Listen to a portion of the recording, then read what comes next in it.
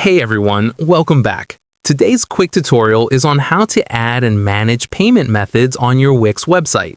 In 2026, giving your customers multiple ways to pay is the fastest way to increase your conversion rates, and these steps relate directly to your checkout experience. First, you need to access your payment dashboard. Log into your Wix account and navigate to your site's dashboard. On the left-hand sidebar, scroll down to Finances and then click on Payments. From there, you will see a button for Manage Payment Methods.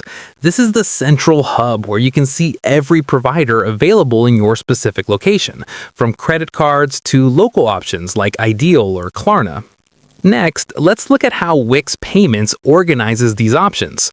Wix uses grouped payment methods, which means they bundle certain services together based on the provider partner they use. For example, your credit and debit card processing might be in one group, while buy now, pay later options like Klarna are in another. These groups are set automatically to keep your processing efficient, so you won't be able to manually reorder them, but you can toggle individual methods on or off within those groups at any time. The next connected step is understanding your payouts. Because your payments are grouped, your scheduled and sent payouts are also organized by these groups.